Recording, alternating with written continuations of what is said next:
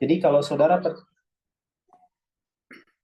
percaya bahwa Tuhan itu baik, kalau saudara percaya bahwa Tuhan itu maha kasih, maka kita juga akan menjadi orang yang baik dan pengasih juga. Itu sebabnya saya katakan sekali lagi bahwa keyakinan yang kita pegang itu membentuk jati diri kita. Sebaliknya, kalau kita nggak percaya Tuhan itu baik, Tuhan itu mungkin pendendam, atau Tuhan mencari-cari kesalahan dalam penghakimannya. Di dalam Alkitab kan ada katanya penghakiman Tuhan. Kalau kita membayangkan Tuhan dan keyakinan kita adalah Tuhan itu seperti Tuhan yang maha melihat, katanya matanya ada di segala tempat, memperhatikan anak-anak manusia. Ya, kalau keyakinan kita dia sedang memperhatikan kita dengan begitu apa ya, begitu bahasa anak mudanya begitu keponya dia memperhatikan kita hanya untuk mencari kesalahan kita, maka kita pun akan menjadi seperti itu. Kita hanya akan bisa lihat orang dengan segala kesalahannya dan ya itulah kita. Gitu. Itu sebabnya ada banyak mungkin salah-salah keyakinan yang kita pegang dan kita miliki dari dulu sampai sekarang. Dan itu harus diperbaiki. Nah, saya mau bahas satu cerita di dalam kisah para rasul pasal yang ke-10 tentang salah keyakinan dari seorang bernama Petrus. Saya percaya mungkin sebagian besar tahu ceritanya tentang Petrus dan Cornelius.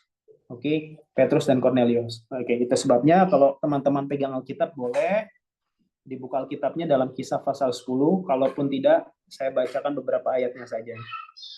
Oke, kita mulai dari ayat yang pertama. Alkitab katakan di kisah 10 ayat pertama, di Kaisaria ada seorang yang bernama Cornelius.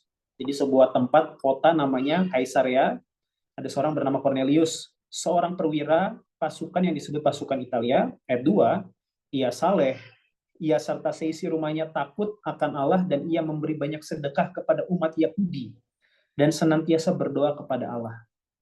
Lalu dalam satu penglihatan kira-kira jam 3 sore, jelas tampak kepadanya seorang malaikat Allah masuk ke rumahnya dan berkata kepadanya, Cornelius. Lalu ia menatap malaikat itu dengan takut, dia berkata, ada apa Tuhan? Jawab malaikat itu, semua doamu dan sedekahmu telah naik ke hadirat Allah dan Allah mengingat engkau. Jadi Alkitab catat ada seorang Cornelius, bukan orang Yahudi, orang Roma, orang Italia. Bagi orang Yahudi itu adalah orang kafir. Lalu Alkitab mencatat bahwa Tuhan bersaksi kalau lewat malaikatnya, kalau Cornelius semua doamu, sedekahmu naik ke hadirat Allah dan Allah mengingat engkau. Dan Alkitab catat dia itu disebut saleh, ia serta sisi rumahnya takut akan Allah dan memberi banyak sedekah kepada umat Yahudi dan senantiasa berdoa kepada. Jadi ini satu pelajaran juga bahwa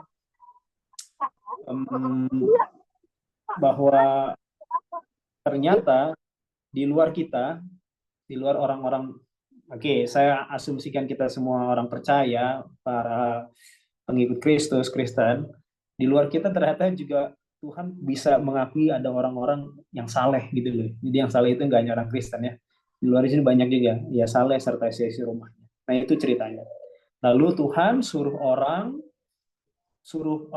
Cornelius utus orang pergi ke Yope, jemput seorang bernama Kefas, Simon. Nah, lanjut ceritanya di ayat yang ke-9. Keesokan harinya, ketika ketiga orang itu yang diutus Cornelius berada dalam perjalanan dan sudah dekat kota Yope, kira-kira pukul 12 tengah hari, naiklah Petrus ke atas rumah untuk berdoa. Ia merasa lapar dan ingin makan. Jadi jam 12 siang, Petrus naik ke atas rumah. Jadi di dalam rumahnya itu mungkin ada balkonnya, ada lotengnya untuk berdoa. Oke. Lalu ayat 10 katakan ia merasa lapar, ini jam 12 siang.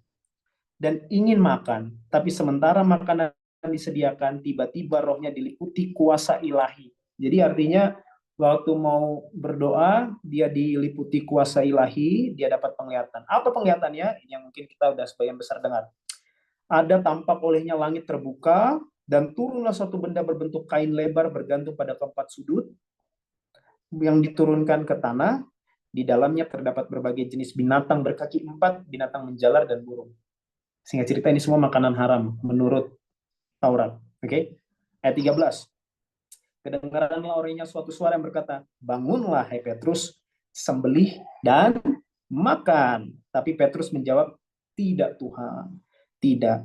Sebab aku belum pernah makan sesuatu yang haram dan yang tidak tahir, atau bahasa lainnya najis. Lalu ayat 15. Kedengaran pula untuk kedua kalinya suara yang berkata kepadanya, apa yang dinyatakan halal oleh Allah tidak boleh engkau nyatakan haram.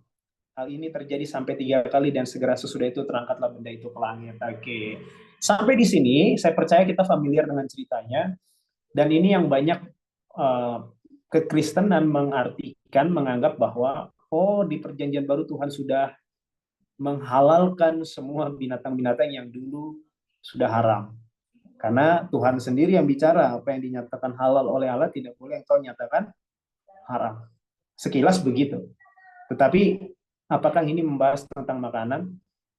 Jawabannya tidak. Dari mana? Nanti kita teruskan ceritanya ya, bukan acara. Ayat 17.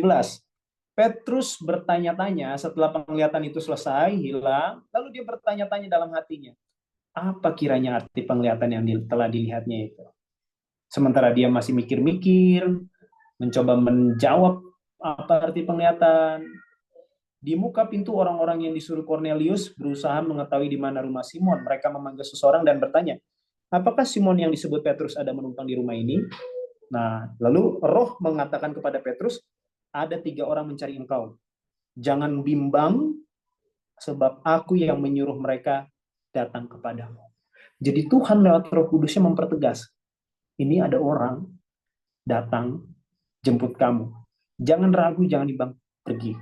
Oke. Nah, singkat cerita, Petrus sampai ke tempatnya Cornelius. Dan ketika dia masuk ke dalam rumahnya Cornelius, dia lihat sudah ada seluruh keluarganya dan sisi rumahnya. Lalu ayat yang ke-27 dan 28. Oke. Lalu ayat 20, dari 26 lah. Waktu Petrus mau masuk, Cornelius menyambut.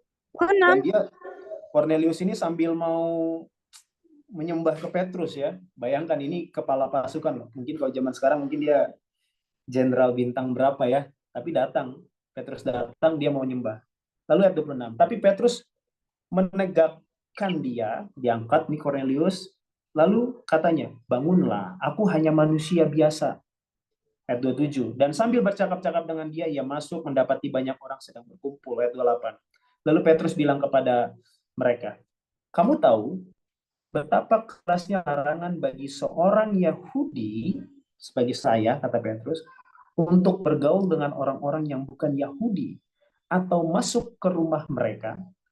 Tapi Allah telah menunjukkan kepadaku bahwa aku tidak boleh menyebut orang najis atau tidak tahir. Bahasa lainnya tidak tahir apa? Oke. Itulah sebabnya aku tidak keberatan ketika aku dipanggil lalu datang kemari. Sekarang aku ingin tahu apa sebabnya engkau memanggil aku. Lalu Cornelius cerita, bahwa 4 hari lalu saya kedatangan malaikat Tuhan dan begini dan begitu dan begini dan begitu. Lalu ayat 34, setelah Petrus dengar kesaksian Cornelius, lalu mulailah Petrus berbicara, katanya, sesungguhnya aku telah mengerti. Ingat di ayat 17 Petrus nggak ngerti. Ayat 17 bilang Petrus bertanya-tanya dalam hatinya. Apa kiranya arti penglihatan itu? Lalu ayat 34, setelah dia dengar kesaksian Cornelius, sesungguhnya aku telah mengerti bahwa Allah tidak membedakan orang. Setiap orang dari bangsa manapun yang takut akan dia, yang mengamalkan kebenaran, itu berkenan kepadanya. Itulah firman yang Yesus sampaikan pada orang Israel, yang oleh Yesus Kristus yang adalah Tuhan dari semua orang. Lalu singkat cerita, Cornelius dan seisi rumahnya kecurahan Roh Kudus. Lalu ayat 44 ya. Ketika Petrus sedang berkata demikian, turunlah Roh Kudus ke atas semua orang yang mendengarkan pemberitaan itu. Lalu Petrus bilang, ayat 47, bolehkah orang mencegah untuk membaptis orang-orang ini dengan air, sedangkan mereka telah menerima Roh Kudus sama seperti kita? Lalu akhirnya mereka dibaptis. Kalau dia udah dapat berbaptisan Roh Kudus, masa ia ditolak baptisan airnya? Oke. Bisa, kata Petrus. Lalu mereka dibaptis. Nah, teman-teman, cerita ini menggambarkan sebuah kisah mengenai salah keyakinan dari seorang murid Yesus yang salah satu yang paling luar biasa, ya. Satu dari tiga yang selalu dibawa kemana-mana. Petrus, Yakobus, Yohanes. Dan Petrus sebagai seorang Yahudi tulen, oke, mungkin kita juga seorang Kristen tulen, oke, Bapak Ibu Kristen dan segala macam tradisi dan budayanya yang turun-temurun, bisa jadi kita punya juga banyak salah keyakinan. Karena Petrus punya satu salah keyakinan yang dia pegang bahkan sampai setelah Yesus ke surga pun dia masih pegang. Apa salah keyakinannya Petrus? Menganggap orang lain di luar bangsanya adalah orang haram, tidak tahir. Itu sebabnya kembali penglihatan yang dilihat Petrus bukan soal makanan, tetapi itu sebuah ilustrasi yang Tuhan berikan bahwa Petrus, sekarang saya suruh kamu makan. Yang kamu anggap haram itu, makan sekarang. Bahasa lainnya, artinya, Petrus, kalau kamu sekarang merasa berpikir bahwa kamu anggap orang non-Yahudi di luar bangsamu itu seperti binatang-binatang ini, sekarang saya suruh kamu untuk pergi masuk ke rumahnya. Nah, begitu ceritanya. Dan begitu arti yang dilihat penglihatan oleh Petrus. Bukan mengenai makanan, tapi Petrus punya salah keyakinan. Di mana di ayat 28 katakan, tahu nggak Cornelius, betapa kerasnya larangan bagi orang Yahudi untuk bergaul dengan orang-orang yang bukan Yahudi, apalagi masuk rumah. Itu sebabnya teman-teman pernah dengar cerita Petrus ditegur sama Paulus nggak? Di kitab Galatia kalau saya tidak salah. Ketika Petrus makan di rumah orang non-Yahudi, rumah orang kafir, rumah orang haram, orang najis. Najis haram itu sama ya. Najis hanya ke makanan, haram ke manusia. Tapi bahasanya sama, unclean. Oke, kotor gitu. Lalu ketika dilihat rombongan orang-orang tua-tua jemaat dari Yerusalem datang, Yakobus dan teman-teman, waduh, apa yang dilakukan oleh Petrus? Dari yang tadi lagi makan ngobrol-ngobrol asik-asik sama orang-orang ini, tiba-tiba dia langsung keluar lewat pintu belakang. Takut kelihatan, malu. Karena tradisinya mengatakan nggak boleh. Keras, pantang, dilarang untuk bergaul dengan mereka. Lalu Paulus tegur di depan umum. Kamu mau ngajak orang ikut Kristus tapi kamu berlaku munafik begini, gimana ceritanya? Dan Alkitab catat bahkan orang-orang yang bersama Petrus jadi ikut-ikutan berlaku munafik. Karena jadi ikutan kabur juga. Nah, itu salah satu contoh bahwa keyakinan yang dipegang Petrus bahwa orang di luar bangsanya itu adalah orang najis atau orang haram, membentuk tabiat Petrus sebagai seorang yang munafik. Sadar tidak sadar, percaya tidak percaya, apa yang saudara yakini membentuk jati diri saudara. Itu sebabnya kita perlu punya keyakinan yang benar, yang lurus. Dan kisah pasal 10 bukan bercerita tentang makanan, juga bukan bercerita juga tentang orang, tapi bercerita tentang bagaimana Tuhan ingin merubah pemikiran satu bangsa Yahudi, khususnya orang-orang percaya yang telah percaya kepada pemberitaan Injil, supaya mereka pergi beritakan Injil ke bangsa-bangsa lain. Karena kisah 10 ini Yesus sudah naik ke sorga, teman-teman. Stefanus sudah dilempar batu. Filipus sudah pergi ke Samaria, sudah sida-sida Ethiopia sudah dibaptis, tapi tidak ada satupun dari 12 murid yang pergi menginjil ke orang non-Yahudi. Kenapa? Karena semua punya salah keyakinan. Semua dari 12 murid itu tidak satupun yang pergi keluar. Hanya Filipus, itu pun diakon. Itu pun kalau dari namanya, dia bukan Yahudi tulen. Apakah mungkin kita sebagai seorang Kristen punya salah keyakinan yang sama?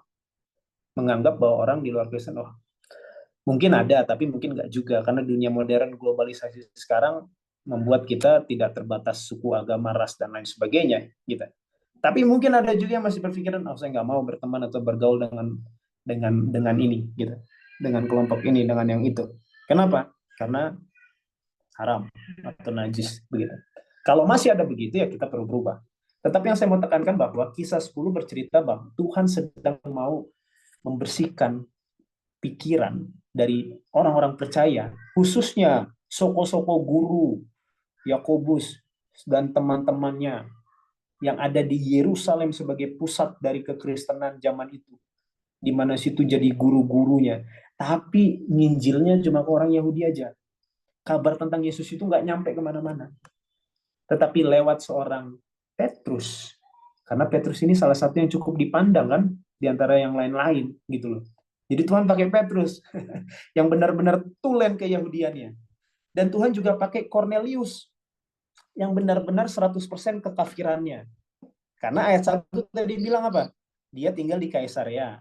Tahukah bahwa Kaisarea itu satu kota yang isinya berhala semua. Jadi nggak mungkin lah ada orang benar di situ, istilahnya begitu. Dan dia namanya Cornelius, dari namanya aja sudah menunjukkan bahwa dia ini di luar atau di luar dari keturunan Abraham penerima waris. Kalau namanya Yosua atau namanya Yohanes atau namanya nama-nama Ibrani lain mungkin masih cocok, oh masih ada nih keturunan Abraham. Ini namanya Cornelius, nama Romawi sekali gitu loh. Bahkan dia juga sebagai perwira pasukan Italia, yang mana pasukan-pasukan ini kerjaannya itu kerjaan-kerjaan kotor, yang memeras lah, yang menganiaya orang-orang, rakyat-rakyat kecil, dan lain-lain begitu. Jadi Cornelius ini benar-benar 100% tulen kekafirannya. Jadi ada dua ekstrim, ada dua kubu di mana Tuhan mau ngajarin dua hal bagi orang-orang yang umatnya sama orang-orang yang betul-betul dianggap jauh dari keselamatan. Dan dari kisah 10 ini, kalau saudara-saudara buka pasal-pasal berikutnya, kan Petrus ditanya, di kalau dia pulang ke Yerusalem, Petrus mempertanggungjawabkan baptisannya, istilahnya gitulah. Ditanyain sama suku-suku guru lain di Yerusalem, 3 kali Petrus jawab. Dan dari situ, itu sebabnya kita di Indonesia bisa dapat terima Injil. Karena apa? Karena ke-12 murid dan suku-suku guru lainnya diberubah keyakinannya yang salah oleh Tuhan. Dan mungkin ada banyak hal juga yang kita punya salah keyakinan di dalam kehidupan kita, dalam pola pikir kita, yang perlu juga dirubah supaya tabiat kita dibentuk dengan lebih baik, maksudnya lebih lebih ke arah Kristus. Dan Petrus mengalami itu. Dan saya juga mengucap syukur karena Tuhan juga mengajarkan untuk saya pribadi untuk ya merubah juga keyakinan-keyakinan yang salah, di mana misalnya saya berkesempatan untuk pergi ke saudara-saudara kekristenan lain dengan pola kebaktian mereka yang sangat berbeda dengan gereja di mana saya gereja, dengan pola pemikiran mereka yang sangat berbeda dengan di mana yang saya tahu. Tetapi saya merasa bahwa itu sebuah hal yang membuka mata. Oke, okay? Sebagai seorang, saya nggak tahu di sini mungkin uh, um, apa namanya, ya anyways nantilah saya mana mungkin cerita yang lain ya gitu. Tapi maksudnya adalah bahwa akhirnya saya mulai merasakan bisa bersimpati kepada saudara-saudara kekristenan lain yang mana sebelumnya saya nggak merasakan hal-hal tersebut. Ketika Tuhan mengajak saya di kisah 10 ini seperti kepada Petrus untuk nih yang haram menurutmu, yang dulu menurutmu nggak boleh, yang dulu menurutmu ini nggak boleh, bukan karena di aturan Tuhan nggak boleh, tapi karena tradisimu begini, sekarang makan. Sekarang kamu masuk ke rumah dia, kamu pergi ke tempat itu, tempat yang dimana kamu rasa dulu nggak boleh, pergi dengan satu tujuan, bukan untuk main-main dosa ya, bukan, tetapi untuk pergi memberitakan kabar tentang Kristus kepada mereka. Karena hanya dengan begitu, maka Injil ini akan sampai ke seluruh dunia. Sebagaimana dari cerita ini, sebagaimana kembali kepada hal tentang salah keyakinan, saya ulangi kembali bahwa keyakinan-keyakinan yang kita pegang itu membentuk siapa kita.